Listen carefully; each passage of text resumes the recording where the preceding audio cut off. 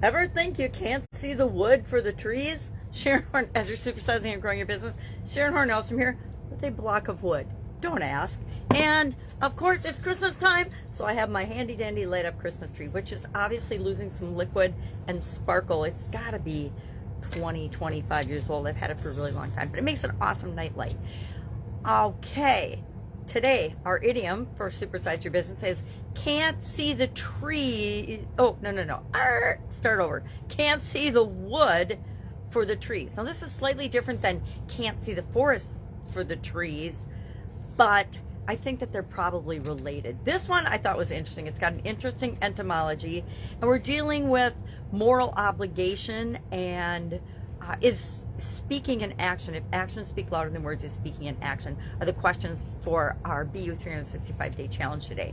I wanted to say duh to both of them, but that's just me. So today, to tie that together, I looked for an environmental, moral obligation, planet-saving type idiom, and there is no shortage of them, but I wanted to pick a slightly non-controversial one.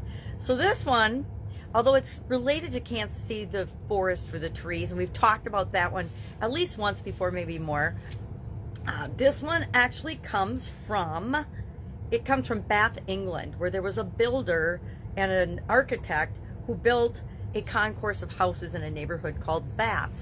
And in front of each one, trees were planted. And pretty soon, you couldn't really see the houses because the trees obscured the vision of the houses. So as people were going by and wanted to see the wood, who was the architect, and his beautiful homes, you couldn't see them because the trees obscured the view. And they started saying, we can't see the wood because that was the architect, because the trees were in the way. And it caught on and soon be, and I believe it's probably the origination of the can't see the forest for the trees, although that might have a longer etymology. I don't recall right now. But all in all, it reminds us, and then it also appeared in, it actually dates back to the Renaissance and appeared in Haywood's work in 1546, where he published a bunch of idioms and sayings and verbiage of the time. So it's hundreds of years old. So we say these things for a reason.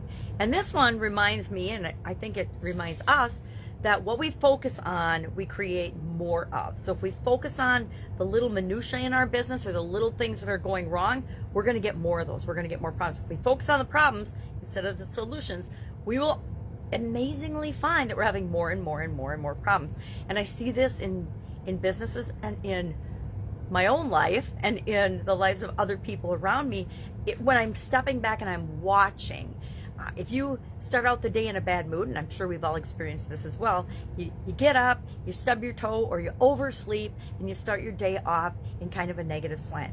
And then all of a sudden you start piling on all the bad things that happen. You take a drink of your coffee and you burn your mouth. That adds to the negativity. And then pretty soon, before you know it, you're in this downward spiral. Or you can stop it.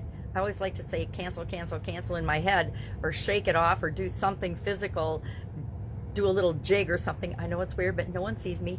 And shake that off so that I can go back into having a good mood and focus on the things that are working out in my day. Because a lot more things work out for us than don't work out for us.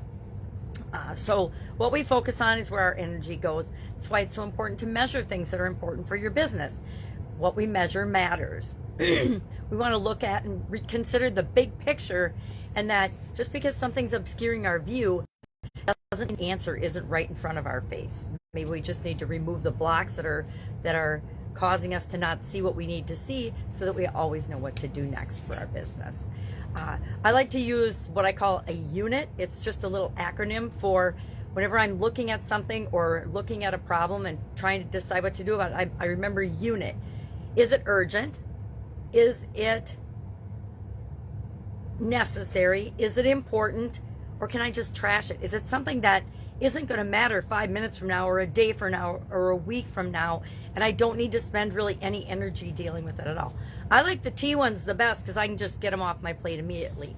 We should probably add delegate on there somewhere, because a lot of things I can just delegate or have someone else take care of.